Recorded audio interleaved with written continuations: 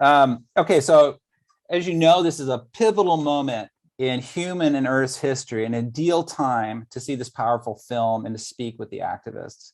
The IPC report stated very baldly, this is a code red for humanity, and we're already feeling the effects, the devastating effects and consequences of climate catastrophe. It's just a few examples from this summer, which has just been unbelievable. Nearly 1,000 people in the Pacific Northwest literally dropped dead because it was too hot. All right. So I'm a biologist, and there's a physiological limit to how much heat the human body can take. And that was exceeded this summer. 1 billion marine animals baked to death off the coast at the same heat wave. And fruit was like cooking on the trees, right? Fires are burning out of control in California. They're burning out of control in Siberia. It's supposed to be cold in Siberia, right? In Europe and in the Amazon. And everywhere it wasn't burning, it was flooding, right? So we had epic, deadly floods all across Europe. China had a flood. I mean, this is just amazing. A bigger flood than they've recorded in 5,000 years of their civilization. These are numbers. This is not normal. Okay, that's an understatement of the millennium, right? And it's just getting started. I mean, it's just getting started. This is what blows my mind, right? And in fact, corporations, this gets worse, right? Corporations and governments are planning to add more greenhouse gas emissions, like 30% more in the next 5 years or something. I don't know. It's just nuts. Our own Sempra Energy, which is our major polluters headquartered in SanDiego. They're the fracked methane guys, right? So they have built an infrastructure that is a literal climate bomb. It's a climate bomb that will drill, ship, and sell 2.4 quadrillion cubic feet of methane. That's their plan. That's their plan. Like, we can't have any more methane. And this is what they want to do. Despite everyone knowing this, all the politicians, the scientists, the bankers, and even all the oil guys, they know what's going on. There's almost no action to stop the primary source of this, which is the fossil fuel industry extraction, right? There's no action. There's the opposite of action, So as one climate striker so eloquently said, and as the COP26 once again proved, there is just blah, blah, blah in the face of greed and profit. So we know what to do, right? We all know that nothing is going to stop this without mass movement of people and activists willing to take a stand against ecocide and genocide. That's what we're talking about here. So it's a great pleasure to introduce these activists that feature in the film, as well as local activists in SanDiego, to show us how it gets done. And I hope I didn't talk too much, but I think that sets the stage nicely. And so hopefully we'll have some really inspiring things to get us through this. So with that in mind, and this is where we're going to start the question and answer, I'm going to start with the first question. I'm going to ask these panelists to introduce themselves and talk about their activist experiences. So starting with the people featured in the film. And so I'm just going to go in the order of my screen here, and I'm going to start with Miriam. Well, thank you, Scott. My name is Miriam Kasia. I live in Iowa, grew up here, and after moving around the Midwest and then other places in the Midwest, and then to Africa with the Peace Corps, and then to California for grad school, I'm finally back in Iowa. It's been a wild ride, but the wildest part of the ride started for me when I decided in 2013 to go to Nebraska to some place called the Energy Barn, where they were protesting the KXL pipeline.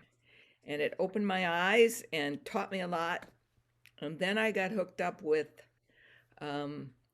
this thing called the DAPL pipeline, which was going to be crossing Iowa. My motto is do what's in front of me. Well, that was going to be in front of me, even though at that time it was still up in North Dakota. So I went to North Dakota 3 times to Standing Rock, and wow, did that change my life. And you know what? Then I saw this thing that said the Great March for Climate Action on a link on my computer. And I touched that link, and that really changed my life, because I ended up walking 3,000 miles for 8 months, 7 million steps across this country to try and raise awareness about the calamity that was facing us. That was in 2014. And here we are 7 years later, and everything we predicted and spread the word about all the way across the country is happening in spades. How much more do you want? Oh, that's perfect. That's exactly what we want. Thank you. I don't have this. I want this much, but you just gave me the. No, I don't have that. You do talk what you need to. Let's go. But thank you, Miriam. That's great. Let's go to Abby. Hi, everybody. My name's Abby, and let's see. I've lived in Seattle all my life with my husband, Roger, and my daughter, Sienna, who you got to see in the film. And I was letting people know earlier that my daughter goes to SanDiego State University, and she's studying to be an elementary school teacher. She was just commenting today that it's 92 degrees there, and that's weird in November. Here in Seattle, it's flooding and raining constantly. And I got started by an email that came to me asking if I would be willing to risk arrest with 100,000 other folks to stop the Keystone Pipeline Pledge of Resistance. And it's amazing how just pressing one button on the computer caused me to meet an entire community that just drew me in and educated me, and that's how I got started. Yep. Thanks, Abby. That's great. Bill, let's go to you next. Yeah, hi. It's nice to be here. Thanks, everybody. My name is Bill Moyer, and I live on Vashon Island near Seattle. It's a 15-minute ferry ride away, not too distant. I've lived here for about 30-some years, and I grew up in the Pacific Northwest. One of the things that was really key for me in growing up was that my family, my dad worked for different tribes in the Pacific Northwest. And so I got to experience a lot of different things, but including Indigenous leadership from an early age. And it made a lot of sorts of impressions for me around things like poverty and injustice and racism and such. And then my whole life, was either did music and I always drawn towards social change work, activism. And at a certain point after 9/11, I and some friends were really concerned about how the direction the country was going in a number of ways. And so we thought, oh, wouldn't it be funny if no, actually, we didn't think that was funny. We just, first we started doing giant puppets and stuff for anti-war protests and such. And then we thought, oh, wouldn't it be funny if we delivered the Democrats a 100-foot long backbone? And so we built this gigantic spandex backbone, and every vertebrae was like a different slogan. So, like, the point being that all these issues that we care about are connected, just like a backbone, and that a backbone is like the center of your being, and is structural, and the idea of the metaphor of a backbone is like standing with your principles. So anyway, we kind of played on that theme and variation and created this thing called Backbone Campaign. And that evolved over the years. We've been doing it about 20 years. I'm still connected with all those great folks here, a lot of artists who build giant puppets and that sort of thing. We've moved to other things like Activism and light projection. Really, it's become more of a vehicle for trying to channel creativity and shared values, and use the sense of the artist to communicate values. And as a movement building organization, we're not really concerned about political parties at this point. We're really just trying to build social movement. And I think I'll stop there. Thanks. Wow, thanks so much. Yeah, and of course, Democrats seem to need a backbone. So perfect, absolutely perfect. Let's go to our local activists. Let's start with Victoria. Hello, my name is Victoria Brennika. I use she, her pronouns. My entire life, I feel I've needed to be an activist or organizer. I've lived in Spring Valley, which is a income community of color and like unincorporated community of color in San Diego County. And going to Title I schools my entire life, and being really passionate in sports, the only way we could play sports was by doing our own fundraiser. So it's selling mattresses on the side of the road, doing car washes, right? Oh, we're in a drought, we can't do car washes anymore. And so it's like climate has affected us, right? That's why we're at low income, but it's just like so many other ways. And so like just being forced to, I guess, have to like navigate like, and then I don't know, it's like fundraising and just doing all this stuff to finally be on the field or on the court or whatever. And then I guess like dealing with like racism from like other schools was very challenging. So I guess like that's kind of how I got into activism. And it's just been like trying to survive. And then during the pandemic, I started the Spring Valley Cleanup Crew, which is like to help raise awareness of like all of the trash in our area and trying to put in more native plants because of the wildfires we had last year. I noticed a lot of wildlife was rushing to our canyons, but there was so many invasive like plants and there was so much trash. I felt like the wildlife was going to die. It was just, it's so sad. And like the monarch butterflies weren't doing well in my community. So we put in waste stations and it's just been a struggle, but just trying to like figure out like, why do I want to do this? And then like cultivating other people that are like also able to like rally around the same issues. Thanks, Victoria. That was great. Really appreciate this. Colleen. Thanks, Scott. I'm Colleen Fitzsimmons. I use she, her pronouns. I also live in San Diego and got into activism just through like protests and marches and, the usual ways that when there's, kind of mass movements until probably maybe 6 or 7 years ago, I was just so frustrated that nothing was changing. And Miriam said it probably better than I can paraphrase her, but just that doing direct action was a way for me to alleviate some of that despair and that hopelessness that I couldn't make any changes as an individual. And yeah, it just kind of gave me an outlet for those feelings and a way to feel like, hopefully we're getting that message across. Thanks so much. Really appreciate you guys joining. I have to say, I asked Colleen and Victoria like this week to join. So this is really kind of them to jump in and help. So yeah, what I was going to say, like you mentioned your daughter's in elementary education. I was an elementary school teacher in 3rd and 4th grade in Houston, Texas. So that was pretty pivotal moment for me. I did this thing called Teach for America. So, but yeah, anyway, that's a complete aside. So I'm going to start with, a question of, how did you get started? Like, was there a trigger that says, I got to be an activist? I can kind of think that Victoria, you're looking at, we're in a drought. We're trying to do a car wash. What was the trigger for you that says, okay, it's time? Was there an event or a moment that just said, yeah, I got to hit the streets now? Go ahead and jump in, anyone. I'll start.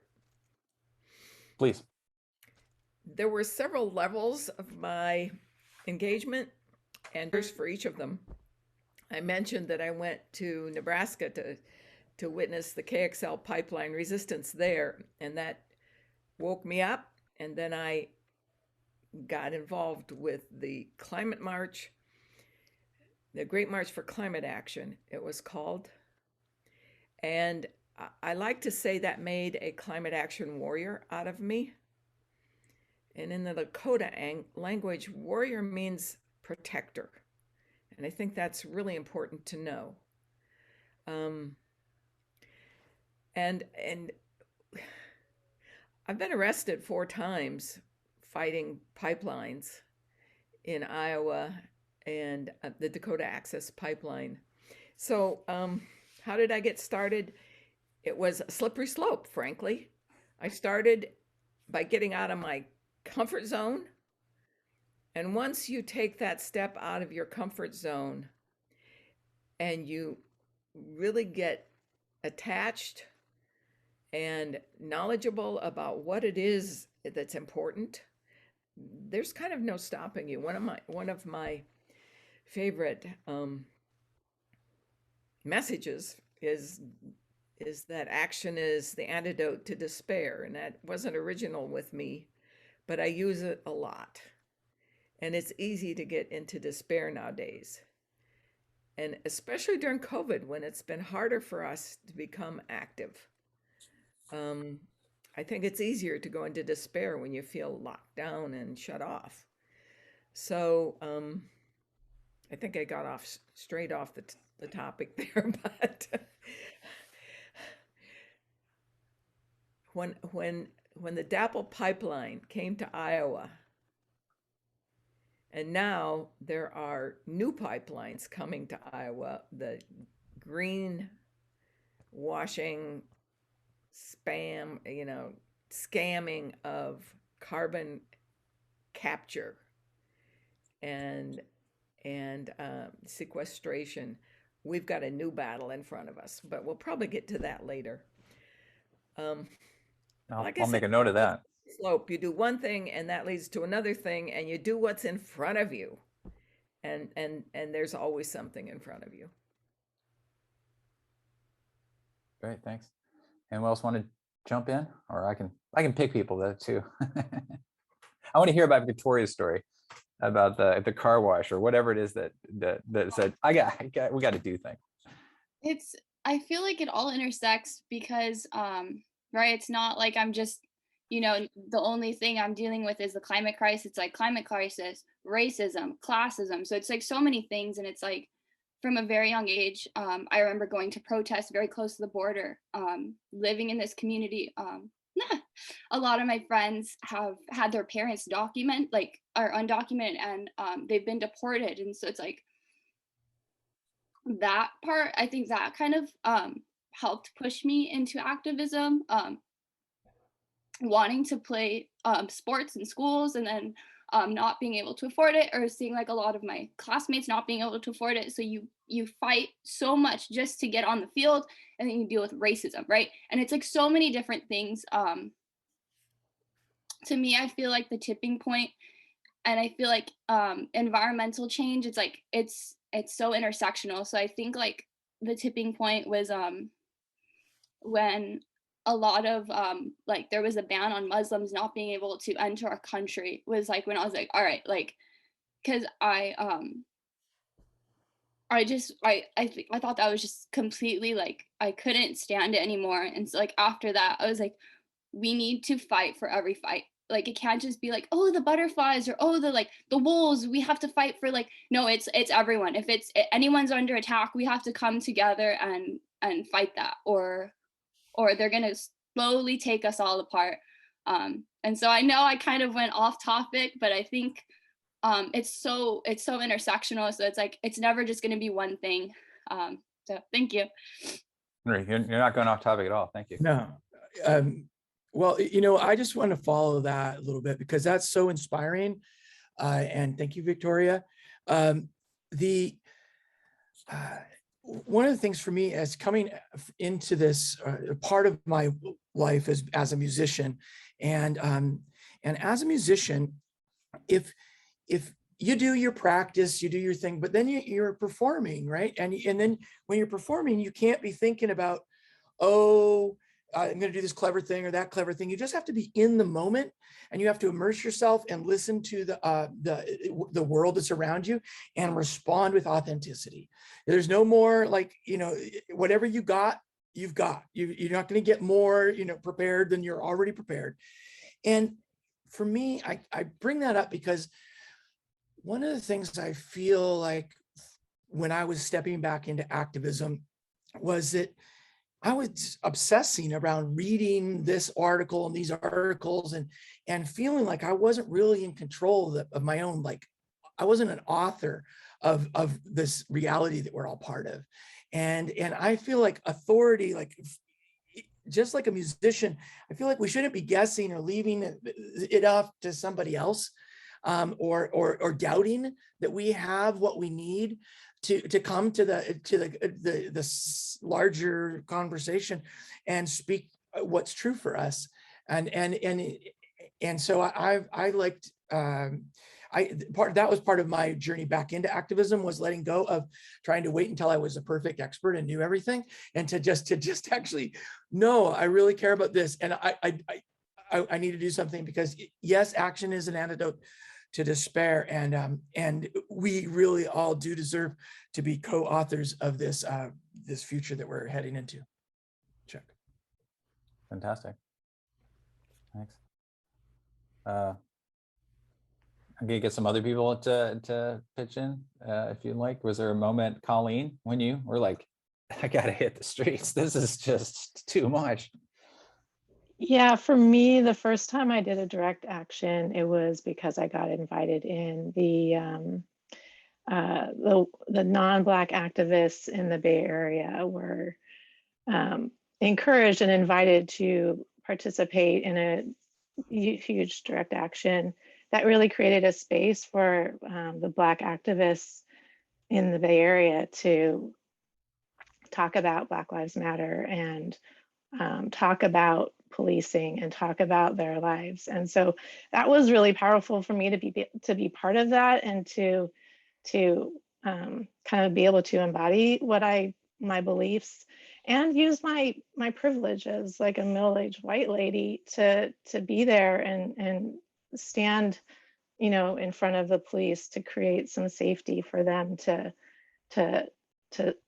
talk about their lives and talk about what's wrong. And so, and unfortunately, I could see what was going on and it was upsetting to me, but it took the invitation for me to feel like I was ready to make that step. So I don't feel like it's a great, yes, I made this big decision, or, but I did appreciate that I was able to then from then on get more involved and start more actively doing direct action on a regular basis.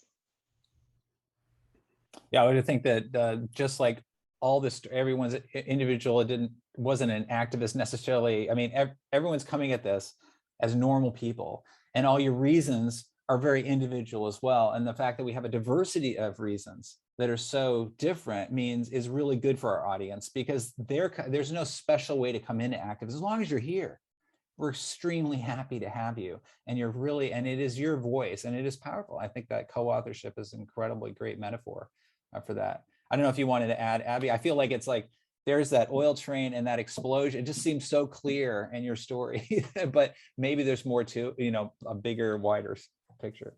Yeah, that's where everything came to a head. But I think I was working on a Get Money Out of Politics local city initiative, and gathering signatures, and then met a person from the Sierra Club who had let us know that, oh my gosh, the fossil fuel industry is trying to get the ports secured for shipping coal to China. And so we started working on showing up to all these hearings.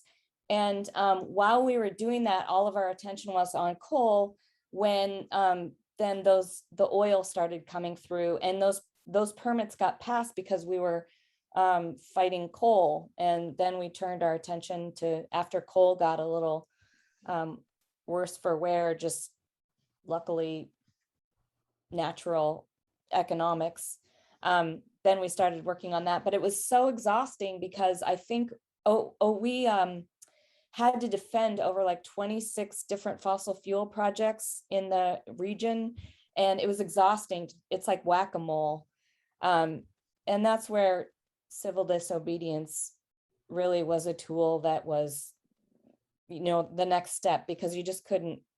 It wasn't tenable to just keep going to hearings and stringing you along with all the efforts. Mm-hmm. Yeah, so it was a gradual, then sudden kind of process, it sounds like. Well, it was the best thing that ever happened for our community, because people just came together and were educated. And during that whole process, I grew up in this area. I had no idea about the native tribes in the areas, and we have a lot of them in the different regions, and getting to learn from them, just as Bill had said, and learning their teachings, which are so important that we need to get back to in order to survive, and just like taking only what you need, and everything that you do, if you have waste and these things, you're stealing from your grandchildren. And just even forest fire prevention, that they have had ways long time of how to do these things and suppress the fires by keeping them maintained, and the underbrush. And so learning a lot about Controlled that. burns too. Yeah, exactly. So in learning about that, we live in Seattle. The Duwamish people are not a federally recognized tribe, so we're working on trying to support them in that. Like we pay, there's a bunch, I think 20,000 people are paying rent to the Duwamish tribe through an organization, and going to their, so they have a longhouse on Marginal Way, which is this area that is the most polluted area in the city. They have, not only do they deal with the garbage and the most trucking pollution, they have, they're right by the railroad with coal, and so they have multi-prongs. They have the Superfund site from Boeing and multiple other industries that have polluted it, and now are trying to get out of paying for it. And so, definitely learning about the intersectionality that Victoria's speaking of is really powerful. Check. Bill, do you have something? You had something you wanted to say, right? Yeah, it was like building on what we're hearing. To me, I hear the word activist, and I'm starting to think these days that, wow, it's not just activists. That's not the only mode for being an agent of change. And I think that it's good in contexts like this to affirm that there are lots of different sort of practices for being a change agent. And I have great respect for the community organizers that I work with. I do a lot of work with allies that are based doing environmental justice work in their communities.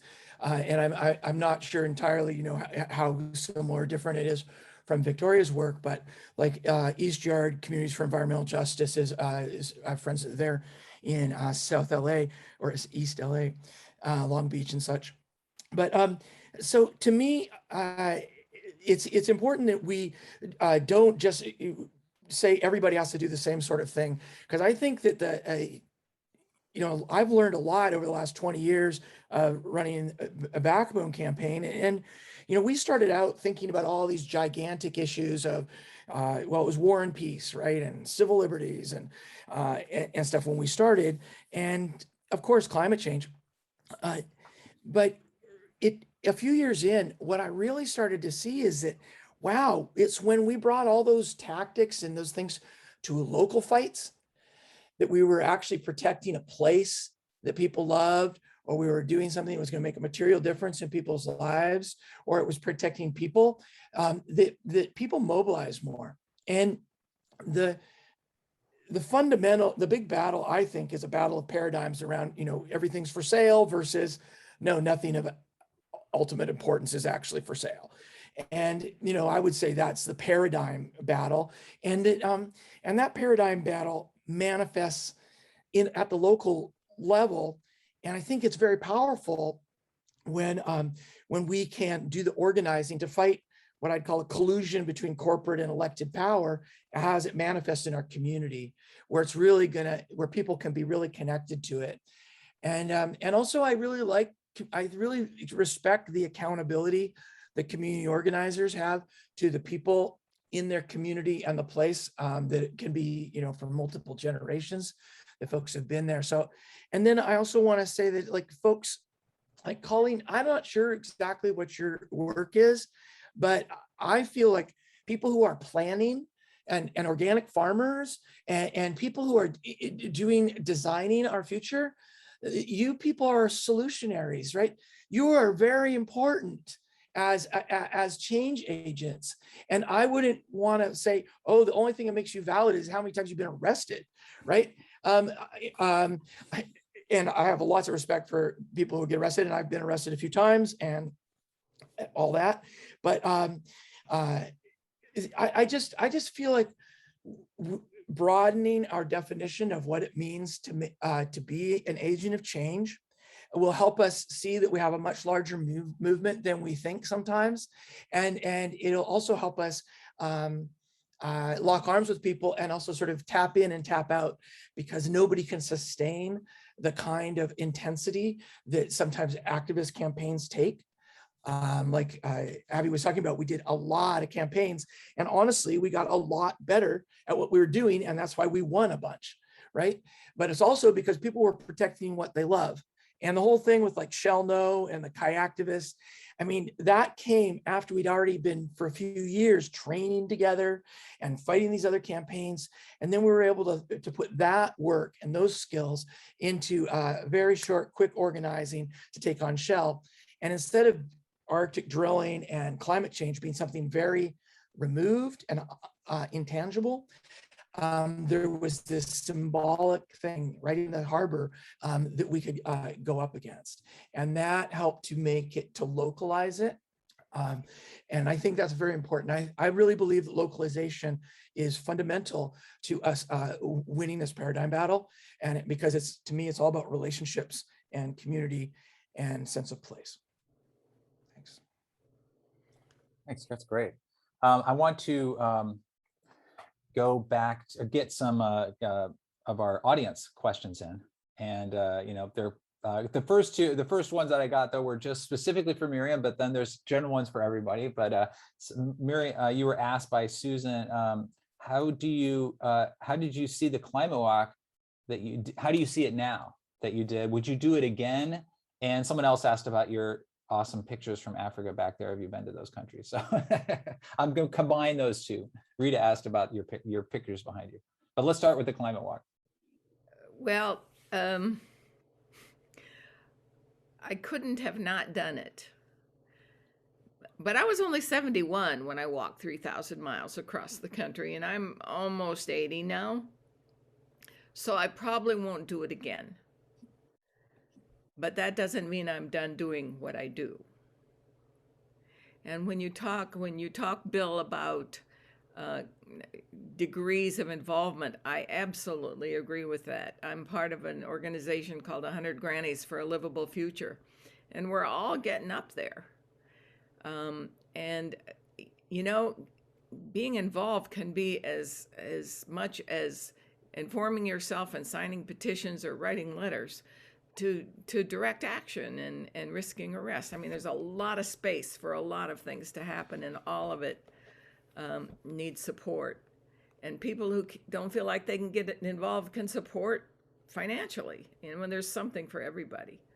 There was another part to the question. We're just asking about someone asked about your nice paintings and behind you. Oh, yeah, I retired from my work as a psychotherapist in private practice when I was 62 in 2005, and went to Africa, to Namibia, to the Peace Corps for 2 years and 3 months, and so that's where the art comes from.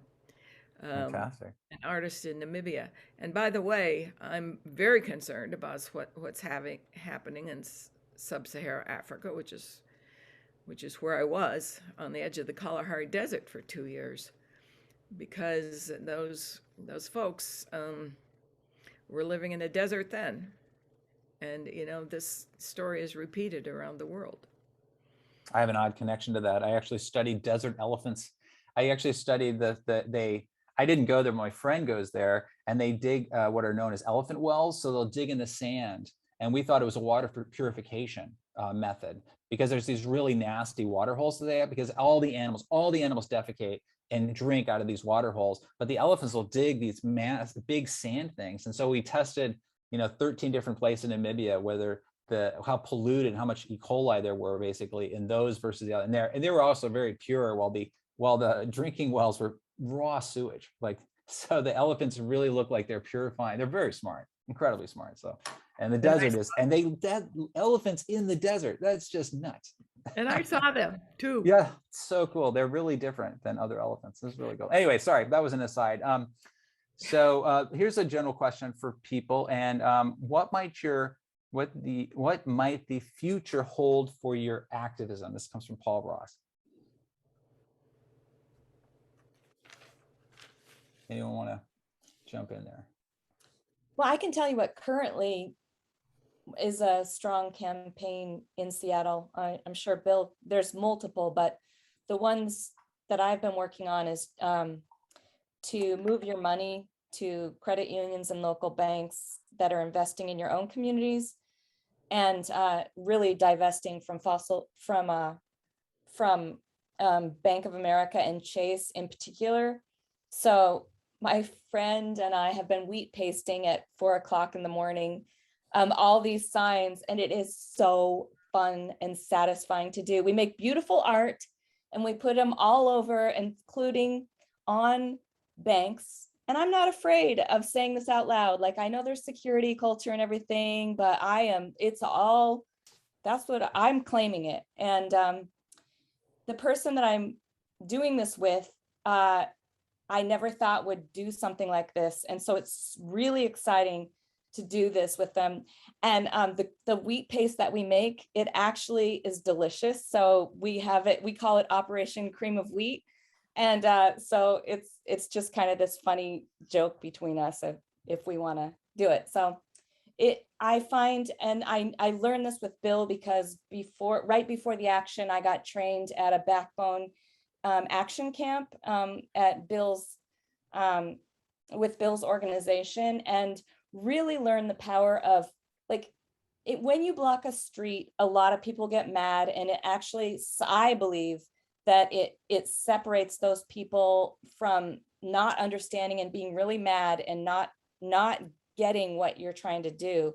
But when you create like beautiful art or something funny, the access is totally different and surprising, and the guards are down, and people might look at it at a different angle. So right now the perspective is fun, creativity, art. And what Bill said is, we for the longest time kept saying, no, we don't want this. But now it's like, what do we want? Like, let's have as much energy for creating what we do want. And so I think we've evolved a little bit as like this conglomeration of activists that decided to change from just the no and the hands out to like find other creative ways. One other thing that we did that was super fun is we made wanted posters for a senator in Washington State who was working with the Trump organization, and he was the head of Senator Doug Erickson, Washington State. He left to do the Trump organization when they were doing the transition team. And so we had this pressure campaign of like, he's not showing up, and he's really a block for any good environmental legislation. So we made this wanted poster saying missing, and we made it this like the Western poster. And it was a lobby day for a Faith Action Network, but I kind of peeled off from the group with my dad, and we just put leaflets in random places, including Doug Erickson's. Like, we went into his office, we couldn't get in, but we were in the waiting room, and he has this beautiful Washington book, and we kept putting them inside there. And my dad taped one up above the urinal in the men's bathroom. And one of the legislators actually took a photo of it and tweeted it because he thought it was so funny. And so like, it's like when you can do these things that like have legs of its own, it's just fun. And my dad, who was very upset, he's a lawyer, and he was very upset when I called him and said what I had done. I mean, actually he showed up, but he showed up for the action. I just said, meet at a coffee shop. I'm going to do something and I'd love your support. So when he found out, and then he knew why I wanted to do it, because I wanted to go to trial, he was so upset, but he become my #1 fan and does stuff with me now.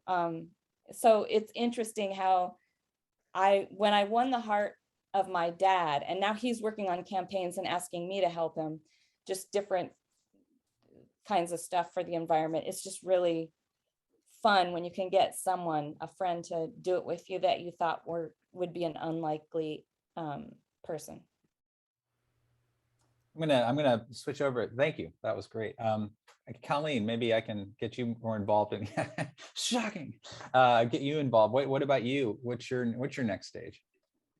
Oh, geez. I'm sorry. I don't have a good answer for this one. Honestly, I've been sort of hanging back from doing a lot of stuff during COVID, and COVID's been kind of a tough time for me in terms of like feeling my power by being on the street and doing stuff. So I've been involved in other ways, more, kind of support organizational stuff. So really for me, the hope is to just get back out there more, but maybe next year. Like, I honestly don't know when. I'm gonna feel super great about being out. Like, I went to the peaker plant protest, and that felt really good. And so, hope to do more things like that slowly as I kind of get back into doing these things in person. But honestly, I don't have a good answer for that quite yet. Well, you're doing a lot, I know, with the organization and with your work. So as Bill said, there's a lot of things we need, I mean, as a scientist, I was just going to say that as a scientist, I actually know that they're all the solutions. I know exactly what we need to do at every level, right? I mean, obviously we have to stop drilling, but the solutions are there. We have renewables. We could change the soil. It's just there. It's there. We just need to implement it. And so the implementation is just as important as that. How about you, Victoria? What's next for you? I really appreciated what Bill was saying about like localizing. When I was working for the Tijuana River Valley, just trying to like make sure to hold our like elected officials accountable, I was already in the activist scene. So I was like, okay, I'm going to hit up as many local activist groups, because we all, like, if it's intersectional, we're there. So it was just like all of SanDiego County's groups, like, let's roll up. I really appreciated you saying that. So I think just like continuing to like support other groups and whatever they're fighting for, continuing to like join different boards and committees, making elected officials like uncomfortable and holding them accountable. I really want to incorporate Spring Valley. We don't have a lot of resources out here.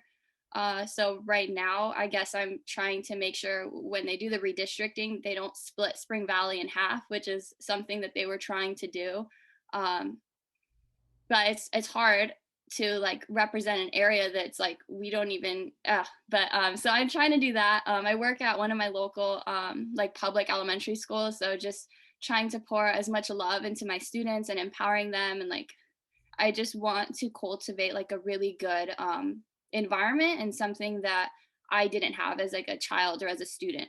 And then I've been fighting for like community gardens, a community pool, because it's really hot in Spring Valley. Not a lot of us have air conditioning. We don't live very close to the beach, and there's not a lot of trees. I'm fighting to get more trees in our parks, but even though I'm on the parks board, it's like pulling teeth.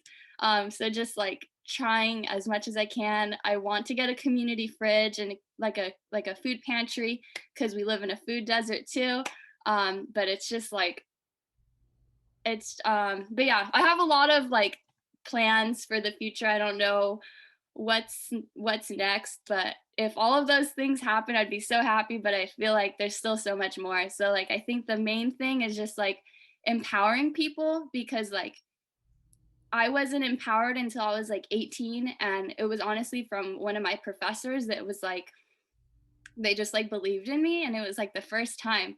And so like, if I can give like 5-year-olds that type of empowerment that I got as an 18-year-old, that would be like, so, I'm like so emotional right now, but it would be so perfect to just give them that from like the early age. So they know like, no, girls can go into science, or you can work in STEM, or whatever it is. But okay, thank you. Victoria, you are so inspiring. And that is it, everything you say really resonates with me as exactly the right spirit to bring into this work. You know, that sense of celebrating what other people bring and what they offer.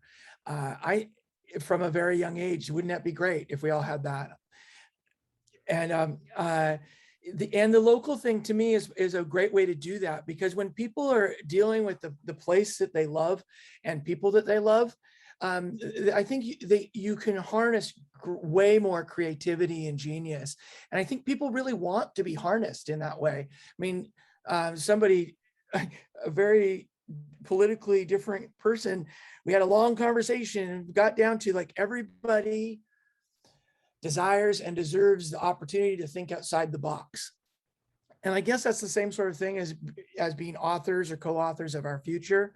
And so one thing I like about direct action, but not just direct action, what I like about not just doing online petitions and asking our elected officials for favors is that you start to get people to bring lots of their selves to the work, whether they cook or they're a mechanic or they fly an airplane or they whatever, you know, everybody, or they weld.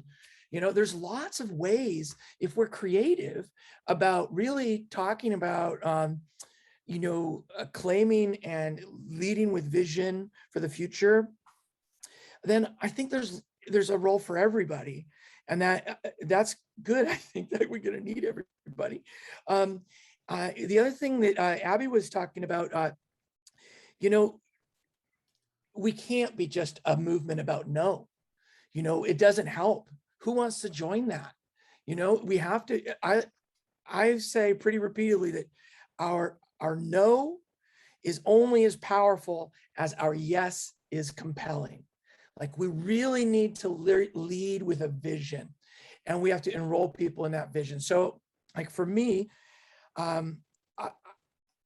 coming out, I was challenged by some railroad labor guys who we were again up on the opposite side of the campaign with for a coal port. And I said, really, you think this is the best use of our railroads, you know, to like ship, at that point, just like literally ship factories overseas to then import stuff and ship coal and acidify the oceans, blah, blah, blah. This is like, really? And he's at the table with Peabody Coal and BNSF Railroad. And he says, well, I don't actually trust them as far as I could kick them. But so he said, why don't you take this paper on railroads and the Northern Transcon and see if you can green it. So that's a long way to get into a conversation of like, or just to share with you that my current project is called Solutionary Rail. And I think we have to redesign our infrastructure to serve localization. Like 45 years of globalization and deregulation and austerity and privatization has left a lot of people behind and is screwing us all. So, but that doesn't mean that, like, look, we have these railroads. They could be easy. They're the most easy thing to electrify. We don't have to create new extraction of lithium, and we don't have to create new waste streams. We put, you know, wires overhead, and we can, you know, we could be running our trains, and we could be doing distributed renewable energy, and we could be supporting local farmers, and we could deal with this supply chain thing. That's, you in Southern California know better than anybody. You know, there's just way too much stuff. Mm-hmm. And so the only way I think we're going to get people to one, I think we need a different kind of culture, and we need infrastructure that's primed to support that culture. And that culture has to be about vibrant communities, regenerative economies. And I think it's all fundamentally, power is relational. So whatever we do, however we do it, we've got to be harnessing the genius of other people, and we've got to be building relationships, and we've got to be leaning into what's the next possible thing, what's the most genius, funniest, most beautiful thing, most powerful thing we could possibly do, and do that with our friends. And I think that's our, if there's any kind of like special sauce for making it happen, I think it's relationships and love and showing up for each other. Well, I've definitely made a lot more friends since I got involved in this. And so that is really a special part of it. I mean, I can't tell you that the people who, you know, I mean, I deal with a lot of people every day, but the most genuine people are the people that I've met in these movements. I mean, absolutely genuine and heartfelt. So that's really great. I have a couple of comments I want to share, and then we can have that question. But Miriam, you are an inspiration to us seniors. This is from Susan. So you got that. And someone else, Maya says, I've been involved in a great deal of community organizing, and one of the things I learned is a comprehensive approach is needed. Just activism alone is ineffective, and I completely understand that. Yeah, that's great. So next question, this is more of for the people in the film. Do you like the way you portrayed in the film, and was there anything that was left out of your story that you wish were included? I assume you like the way that you're portrayed, because you're here. But is there anything that maybe that you wish was included that wasn't? And maybe you didn't like the way you're portrayed. I don't know. I hated the way I was portrayed. But was it truthful? Was it truthful? Yeah, I mean, obviously what happened. It's interesting because Joe followed us for a long time, and the editing is huge. I mean, I think he could have edited that film and made 5 different versions because there's so much going on. But the whole process of seeing the film and really feeling uncomfortable, I realized the vulnerability and the crashing and burning is the most important part. So it's not, whenever you feel that way, you realize, oh, that is ego showing up. Like, I have to be the vulnerable person that tries and crashes and burns and not to worry about it. I still have anxiety. It's like, I feel like I was in the Super Bowl and I was supposed to catch this football, and it was, the play of the game, and I didn't. And so we lost. And so I can imagine what that person feels like, because the judge was amazing. He allowed us to testify at a very amazing level.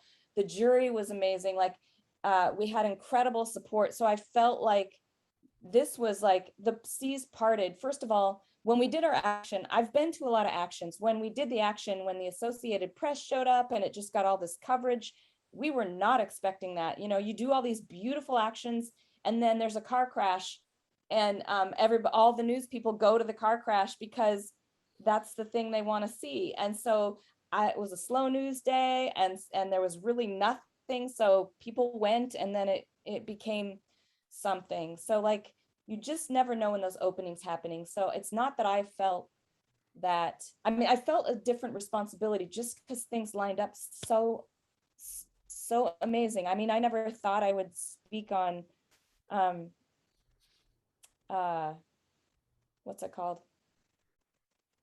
The news show.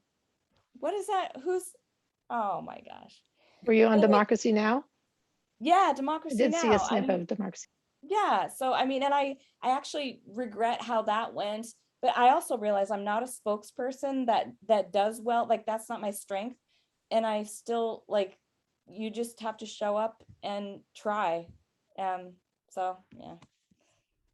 Thanks. That was great. That issue of vulnerability, that would have been really hard for me. Really hard for me. I can't look at videos of myself or listen to myself. I'm like, oh God, what a nasal guy, But you having that vulnerability is powerful for everybody. And I'm glad I thought you looked great in the film, and everyone was portrayed amazingly and humanly. So I thought it was amazing. Anyone else want to tackle that? How you're portrayed? I'll say Yeah, a word. As Abby pointed out, Joe spent a long time putting this film together. And the climate march, which I was in, was kind of the beginning of it. So there were 5 or 6 years worth of stuff. And And he was filming me a lot during that time. He sent somebody up to film me at Standing Rock when I was there. He sent someone to Iowa City to film me with my friends and family and with my granny's group. And none of that made the cut. So when you see the film, you only think of me as the old lady who walked across the country, and that was just the beginning. So I'm really, I mean, what he portrayed of me on the march was fine, but it was really just the start of something much bigger that didn't make the cut. My arrests were not nearly as dramatic as others in the film, which is why they're in it and theirs are in it and mine aren't. And I wanted to say a word about the 100 Grannies. Our motto is educate, advocate, and agitate. And people are talking about all the different things we need to be doing. And I think that wraps it up very nicely. And I don't know how much longer we're going to go on, but I'm going to throw in another plug while I have the floor, okay? And that is, I think we all need to be aware that whatever we do has a ripple effect. And we never know what that ripple effect is going to be. But that's an unknown that I think we need to pay attention to, knowing that it's happening and that it's there. Whatever we do is broadening and expanding and moving outward. An example is my church, after I walked across the country, sold their old building in downtown Iowa City and built the greenest church in Iowa. Now, I know that wasn't all because of me, but our minister who left after the church was built and we got a new one said to me on his way out the door, "Miriam, this happened because of you." Really? I know it wasn't just because of me, but I know that was a ripple effect, and we all have ripple effects. So trust in that and believe in that and throw those ripples out, folks. Good ripples. That's great. Thank you so much. Bill, did you have a? Well, Miriam, that's awesome. And I think that's really helpful for people to grapple with that and just say, wow, you aren't, somebody quoted to me in the grocery line today, we don't fight fascism. We're not fighting fascism just because we're going to think we're going to win. We're fighting fascism because it's fascism. but we doing things we don't know. Sometimes you think it's the corporate media and the corporations that you go up against, they'll always tell you it's a done deal. Yeah, you're too late to the table. Oh, you should have been here years ago. It's all, there's no such freaking thing as a done deal, and that's their propaganda. And that is, but knowing that is very important so that you can lean in. As one friend of mine says, who does some amazing actions, is sometimes something will look like a wall, but when you get up right next to it, it's a curtain. And then you walk through the other side. And then you because I think that's the thing, is we just got to keep leaning into it. I love that Abby is the person that she is. And I feel like Joe did an amazing job capturing that we're all human beings engaging, bringing what we've got to the table and as best as we can, but we all have frailties, and we're not always going to be right on, whatever, this is not a freaking TV show with a script, so I really appreciate, I think it allows other people to take note and to feel comfortable joining in, to see that they don't have to have it all, always figured out. And it doesn't matter. We win. And Abby, I think everything you did was a win. I'm glad that that Joe was able to capture how in my family, it's a little different because it's my job to be an activist, right? Feel very lucky about that. But but that also, you can lose things, if you don't find a balance when you're doing this work. And when you're on your deathbed, what is the thing you're really going to value, and for me, it was part of it is my daughter and my wife. So, just the commitment to make breakfast for my daughter seemed like a stupid small thing, but I'll tell you, it is important that we do this stuff in a way that is not extractive of our own families and our own psyches.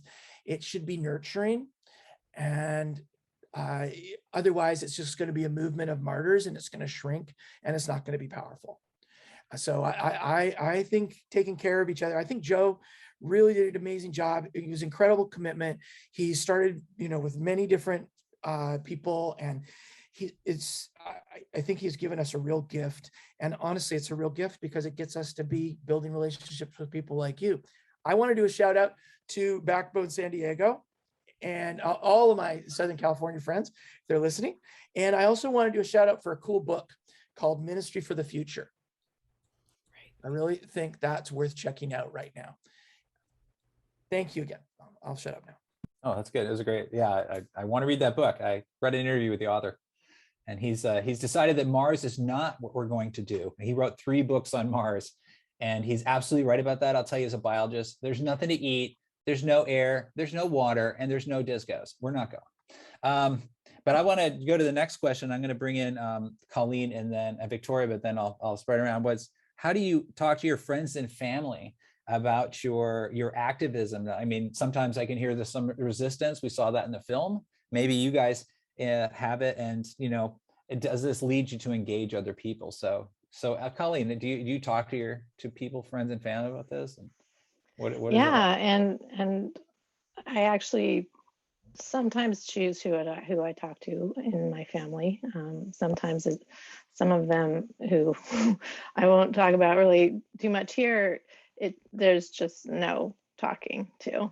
But then others that I get so much support from that it really makes all the difference in kind of validating my decisions.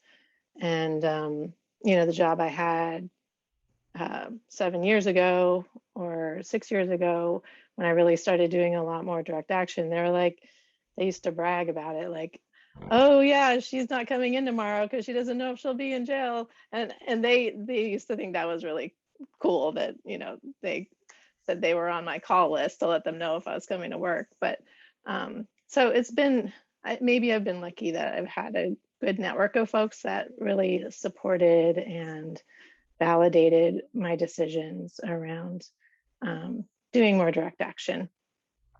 I feel like without that network, it wouldn't be possible, right? Because it can be hard, and even just being in any kind of struggle around climate or racism, white supremacy, like all the things that we see that are just really hard. We've got to have our people to do it with. Otherwise, we can't do it alone. Like I certainly can't, I should say. No Don Quixotes. Yeah, I mean, if that's all you had, it takes, But how about you, Victoria? How's your family and friends and all that? What do they say? I think my family, I've always it's like, oh, she's very politically correct. Like certain things they're like, oh, like you have to use these terms. So it's like, I don't think it's necessarily like new. They're just like, it's just expanding, I think, for them. They're just like, okay, like, use these types of straws around her. But I think I was very like the Women's March really helped me like see like a whole, like I just felt so comfortable. I remember going and just being like surrounded by all of these people that like, felt, it was just like, wow, I'd never felt so like so many emotions, so empowered and everything. And then it came back, like I had all those feelings again with all of the movements that happened like last summer.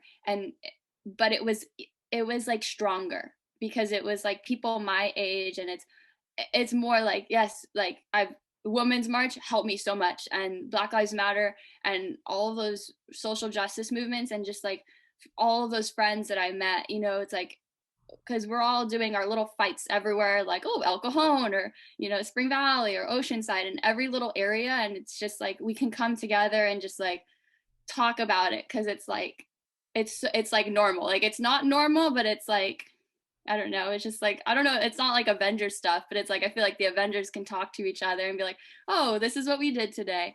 And It's then not a secret anymore. It's not like something hidden. It's in the open, even if it's and bad. they understand, because I think like, because I use social media, and like I think a lot of people, like, they just assume like, oh, this person is so, they're always yelling, or this person, they just like, she's still so strong. I'm like, I'm cry all the time, like this stuff is so bad.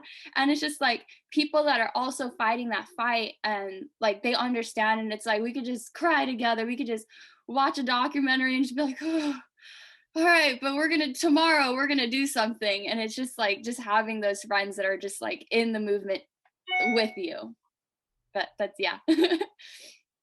It's so I've been reminded that we're going on an hour, and I want to be aware of your time, and you've been so great. But I do want to talk, and Victoria, you just led right into this. I do want to talk about the notion of mental health, and how you know, because it is overwhelming. A lot of these things are overwhelming. White supremacy is overwhelming.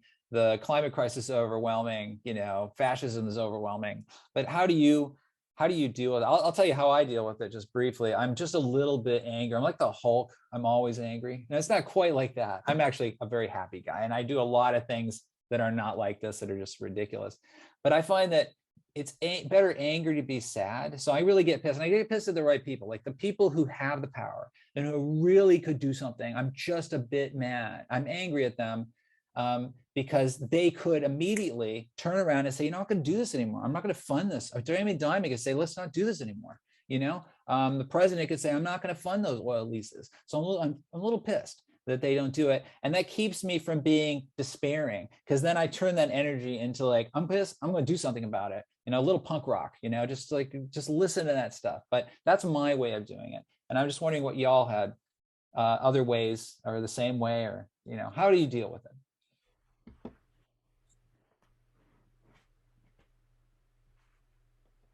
Okay, no one's stepping in. That's a bad sign, right? No one's dealing. No one's getting out. Got to get off Zoom first. Who's got something? I'll talk about Yeah, that. Miriam. It's really clear you can't do this work alone. And it's really clear to me that you need to take breaks. And I do that. And it's really clear to me that I need to get outside in nature. I mean, an hour and a half walk. Of course, I know how to walk, as we know. But when I get outside and walk and I get back home, it's a bit different me. And I try to get out every day. When I feel on the edge of despair or hopelessness, which is very possible, or burnout in the work we do, all of us, I try to find at least one person I can talk to about that.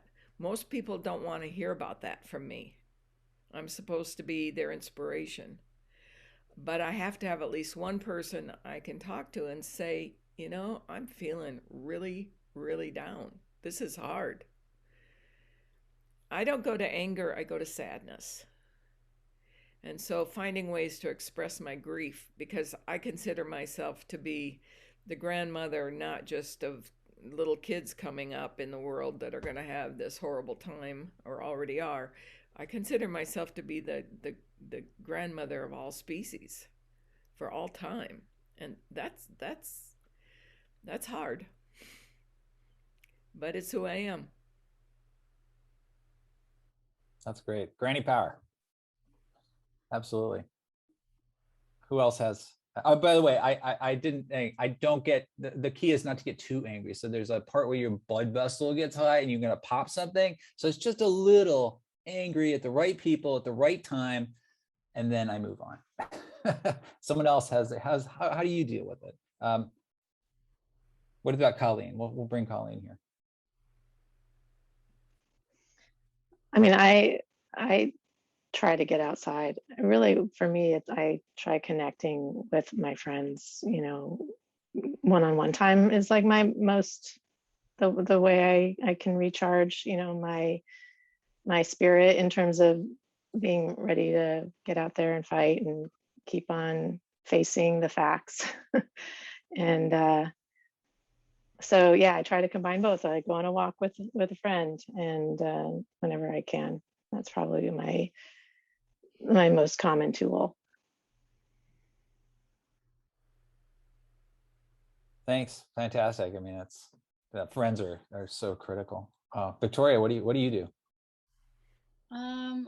I do like a few things. I like to roller skate, so I'll roller skate on my lunch breaks.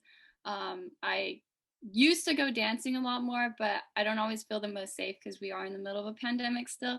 But I just like to like chill out. So it's like if I'm really stressed, I'm like, okay, like let's light some candles, let's like take a breather, let's read some poetry. But I also like talk to my friends, but before like I'll like dump stuff, I'm like, hey, like, are you emotionally available to talk right now? And if they say no, it's like, cool, like let's just talk normal, or I'm gonna go roller skate for an hour and then I'll be back. And so it's just like I don't want to put all the things that I'm dealing with onto other people. And it's like sometimes it's like cool to just like complain or vent or whatever, but it's like I I wouldn't want someone to like dump it on me, so I don't want to do the same for others. And so it's just like making sure you have like that same like love and like compassion for your friends too. That is incredible advice. Incredible advice. Not enough people probably do that, but that's really kind to others. Shows you how much you love them too. Like, hey, I'm not. If you got too much, I'm not here to make it worse, right? But if you can take it. What about you? What did you, Bill? I saw Abby had. I listened to People Who Still Have Hope, and she sent a link out. So definitely check that out. Bill, you had something? Well, I pick a lot of huckleberries. I really do. Like I'm probably on the 4th gallon of huckleberries, and these are very small huckleberries. So I pick a lot of huckleberries in the woods. I started to I set up my drum kit. I don't know if I'm doing this right, but there it is in the background. So I'll sit down there like, there's something about COVID, but maybe it's just me, but I don't want to do the rat race. Like I want to do what I'm willing to spend what I can when I'm inspired and read and study. But then rather than like staring at the computer for 3 more hours and being useless, I'm trying to first I'll like do some push-ups, drink some water, go pick some huckleberries. And I'm starting to more and more to like go over to the drum kit and just say, hell with it. Because if I go to bed tonight and all I did was play drums for 3 hours, that's a hell of a good day, actually.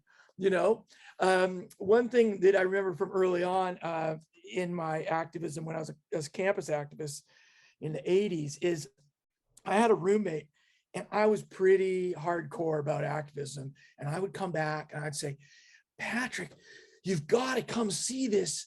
Yeah, whatever. Right. And he's like, no, I don't have to.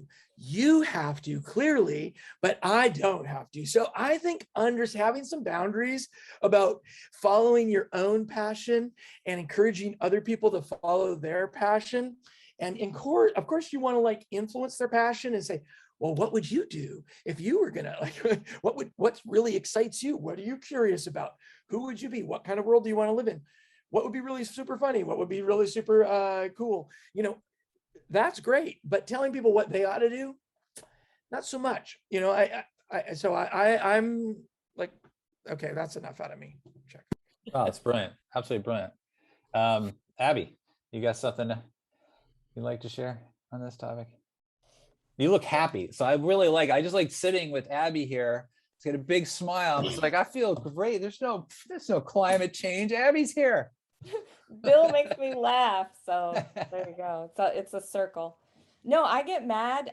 The one day I want to quit, and the next day I'm like, no, I can't. And I feel good when I'm active. But like, honestly, it is a struggle it's not easy, but like, and I also go to church every week, which is also an institution that I'm trying to reclaim from the historical trauma there. But it's a family that has that same mindset. But I believe in some God of mystery that is partnering with all the humans here. And so I feel like there's some kind of a magic that's also afoot, and just trying to be in aware. I mean, what happens for me is I'll try to push something and it won't go. But when I see a wave going, I will ride that wave. So, when Black Lives Matter was awakening, we marched for science. We whatever's happening, showing up to those things that have momentum. And being like the Women's March, that was unbelievable. That was it was magical. Those types of things, when you're able to participate in something like that, that's so big, that is also a boost. I pick blackberries, not huckleberries. You guys make me miss the actual having rain. I mean, I'm from upstate New York, and there was like actual plants, and you could go pick. We had a pear tree. It was crazy. Black walnuts. We have blackberries everywhere. I really miss it. What do we go out here and we get maybe steal some oranges from a neighbor or something? Their dog bites you. Right. Anyway, but those just really great things. Corinne is reminding me that we should go to some closing statements. And I just, I'm not sure what she means by that. Is that usually everyone makes a little closing statement, or I'm going to make my closing statement. You guys are inspired us for our next action, which is to go after Sempra Energy, the infrastructure. Fracking gas is the worst thing you could do right now, like literally the worst, because it's 86 more times more potent than greenhouse gases over 20 years. And you're like, well, do we have 20 years?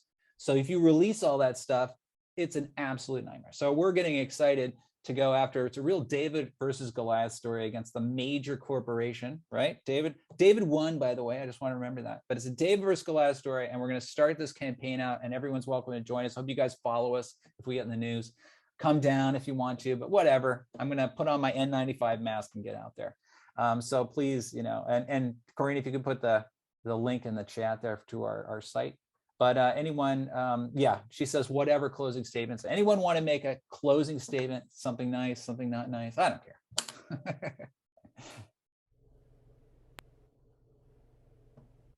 I feel like I talk so much, so I'm just gonna do it anyway, but sorry. One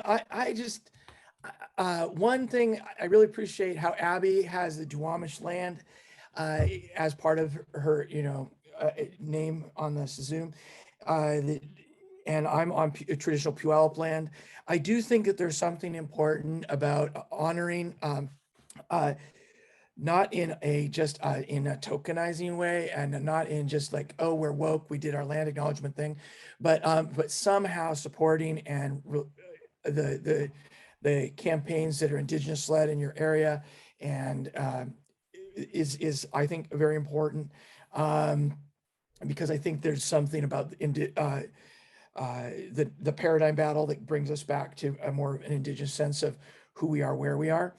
And I don't treat yourself like an extractive resource. So, I used to do a lot of all-nighters, and I felt like it was the mountaintop removal of my REM. And it is not, it's not so good. And then the other thing is, I just say next steps. Hey, check out Backbone Campaign, and we do provide light projection tools and giant banners, and we've got a curriculum for how to use kayaks and protests. We've done a lot over the last 20 years, and hundreds and hundreds of actions. So if there's a way that Backbone Campaign can support your sounds like a great campaign, a great fight you're going to enter into. David versus Goliath is the best, because the community is going to cheer for you. Who cheers for? Nobody cheers for Goliath.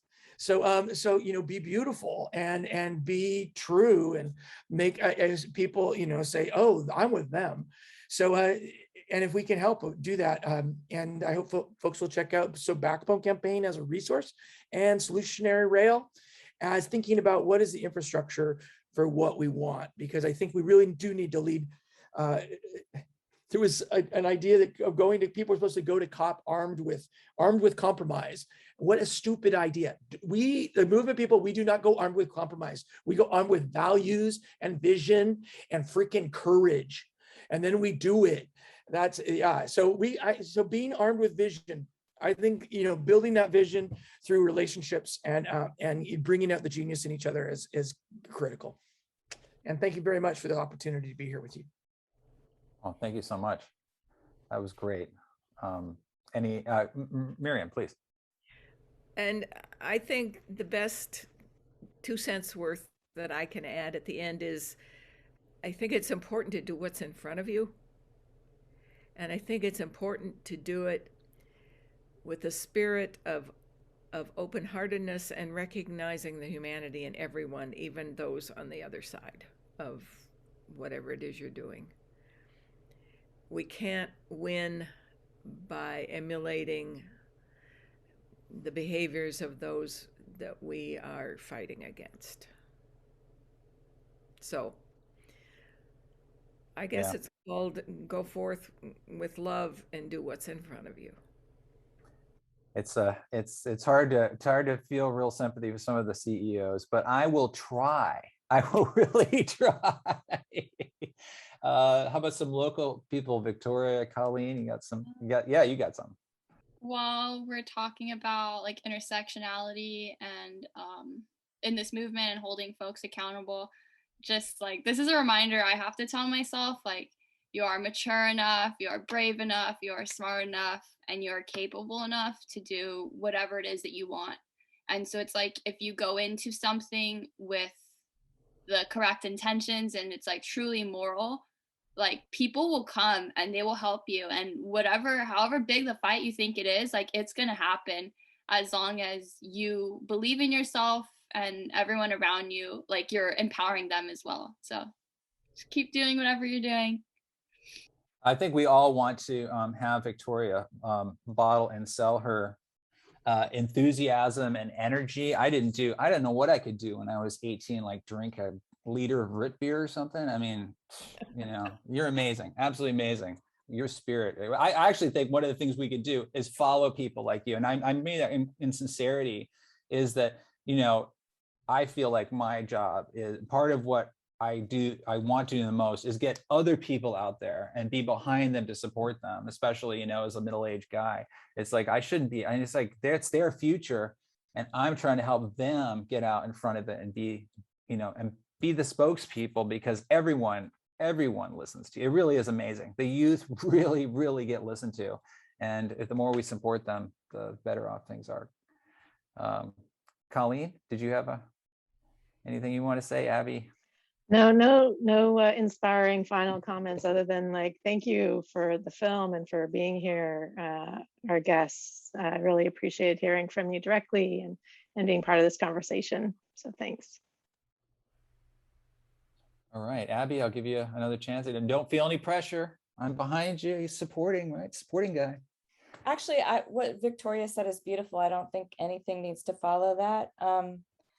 I appreciate how, Victoria, you have such an openness and just connection with the way that you speak. So I hope that you are a speaker moving forward. And I wished I lived in your community so I could stand behind you and lift you up, because you have something that is really beautiful.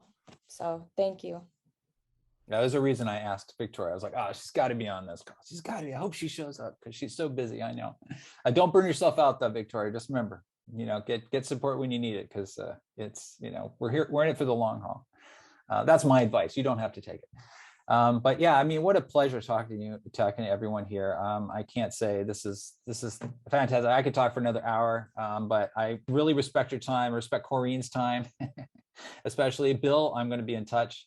Blackburn. I heard of your organization, but I'm sure we can do something together. We've got things going on down here, and I know Victoria and Colleen will be doing things together. So, is really exciting. And I hope everyone who's on the call or has watched the movie, is in this Q&A, is equally as inspired. And I think I got to most of the questions. I'm sorry if I didn't get to some of them, but you know, they're in my heart. Those questions are in my heart, and I will carry them forward for the next time. So thanks so much, everybody. Take care and have a great night. Thank you for being such a great moderator, Scott. Yeah, thank you. And Oh, go well, San that's nice of Diego. you. You got this. Yeah. San Diego. Yeah, Thanks. we surf down here, so we can surf all these activist events, just like you were saying, Abby. That's what we do. Yeah. Thank you so much. I hadn't moderated before, but it was really fun. I can tell you that. So, all right. Everyone says thank you. I got thank yous from, you can see it in the chat. So please read those and take them to heart, because it was wonderful. It was just fun. And the film was great. And you guys are amazing. So take care. Have a great night. Thanks, Colleen and Victoria, for jumping in at the last minute. I hope you had as much fun as I did. It was great to hear from you. Okay, cheers. Look forward to learning more from y'all. All right, cheers. Bye-bye. Bye-bye.